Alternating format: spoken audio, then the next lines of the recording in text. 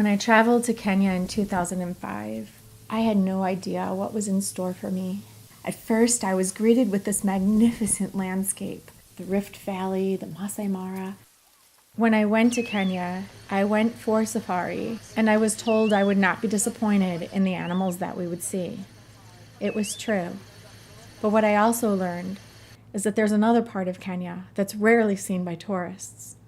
The part of Kenya that involves suffering, and much of that suffering involves children. Children who didn't even have the opportunity for an education because money didn't exist.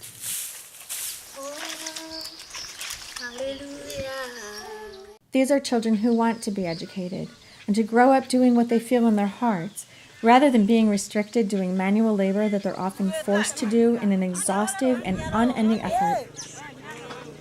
Such labor brings in less than $1 a day and is hardly enough to feed one person, yet alone an entire family.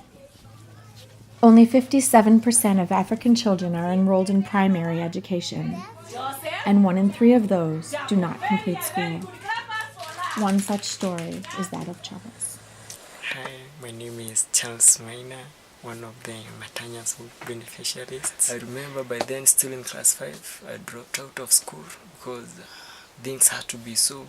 I have to hustle something to eat, and I can't get something to eat when I go at school, so I dropped out of school. So I feel pain when I remember my prayers. Anytime I go to bed, I could just pray, God, help me that I won't see tomorrow. But I remember one evening, someone appeared to me and told me, I have a way, there is a project there called Matanya's Hope, run by Michelle Stark, which is in US. I thank God for it. But I thank God most for the Matanya's Hope. It has given me hope, and I can see great things coming in my life. Yeah. Plagued sometimes by years of drought, it's almost impossible to routinely grow crops in Matanya, the Masai Mara, and in other areas of Kenya. When Matanya's Hope learned of this grave need, we set out to find a way to bring clean drinking water to these affected communities. Where does the water come from? Maji, wapi? The river. The river. How far? How long does it take you to walk to the river? Some 1 kilometer. How many containers do you fill? 3. And Three. do you carry them all? No, 1. You carry one. And who else carries? Mom and Joyce. Mama and Joyce, your sister Joyce, all carry water. How many times each day do you go to the river? 2 for 1.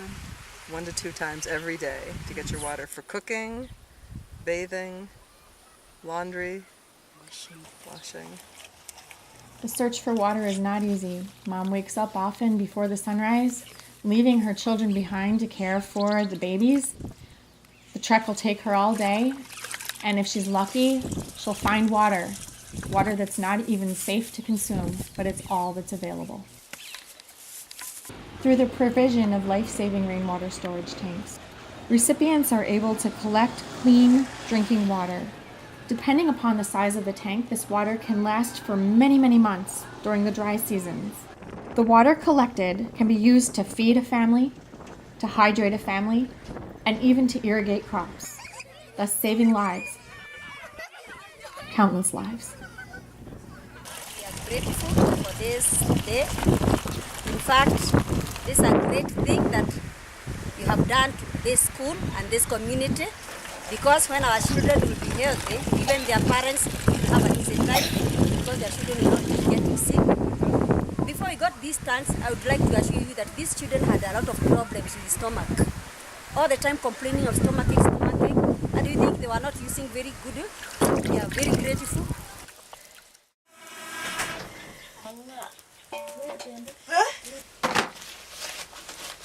The Matanya's Hope Porridge program fed over 570 primary school children 1 hot meal a day this year alone.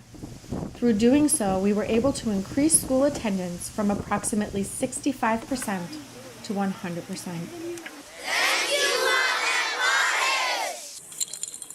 Many children in Kenya have never owned a single pair of shoes.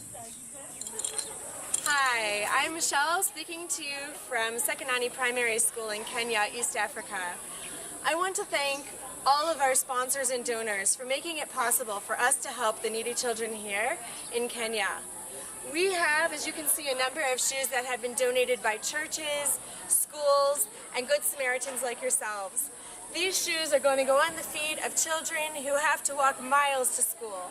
They walk over terrain in all sorts of conditions. My name is Simon. Thank you for these shoes. New shoes. These were my old shoes. I was not prepared for what I saw when I entered my first home in Kenya and saw where the students slept. Here Michelle comes. This is my grandmother's bed where they sleep with the 4 children. You can see what they sleep on. They really suffer. Children and their families often sleep on dirt floors. Fleece blankets are like a miracle of warmth.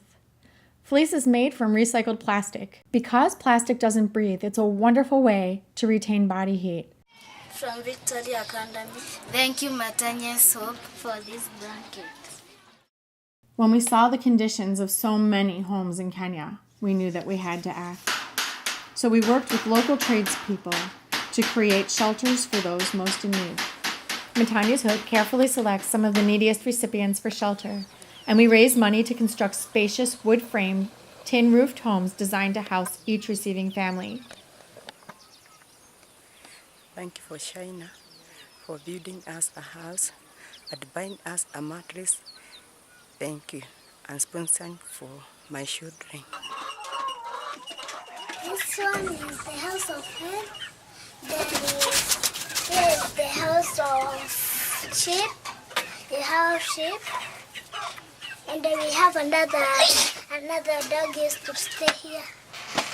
The family is able to use the milk from cows and goats and the eggs from chickens. And what they don't consume, they're able to sell.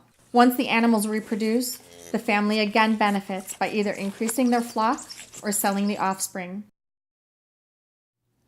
Most children in rural Kenya don't have so much as a single pencil to call their own. Unfortunately, without that pencil, they're not permitted to take an exam. There is no tomorrow. They're simply given a 0. Donations of school supplies have made it possible for these same children to experience renewed hope for academic success.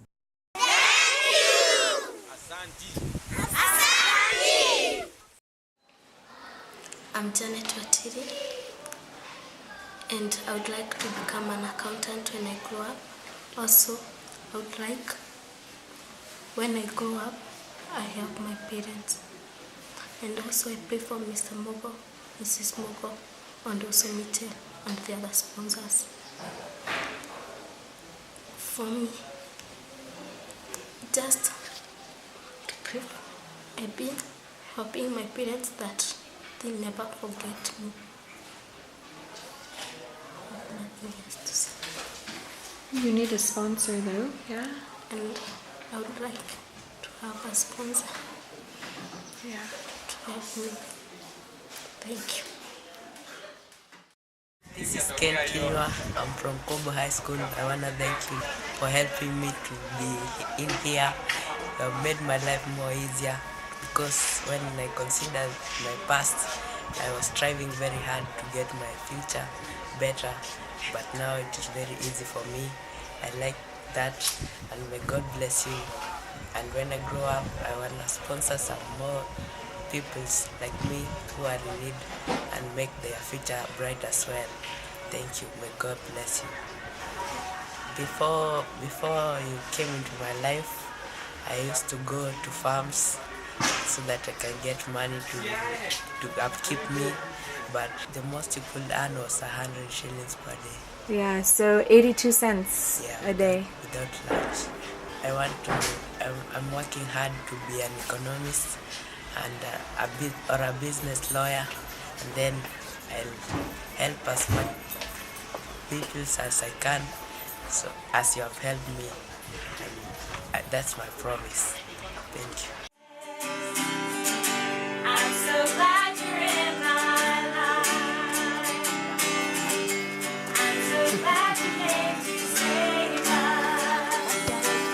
See you in university, so keep working hard and you'll do great things.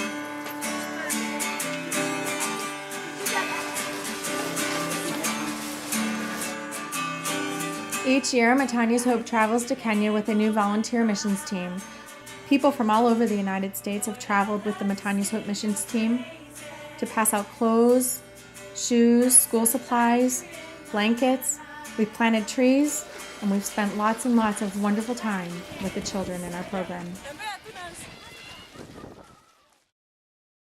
Uende nasi, ewe Bwana wa majeshi utusikie. Kama huendi nasi, hatutaki kutoka hapa, hatuwezi peke yetu, enda nasi. Tutavua mapambo yetu, vitu vyote vya thamani kwetu. Mioyo yetu taleta mbele zako, tutakase na utembee nasi.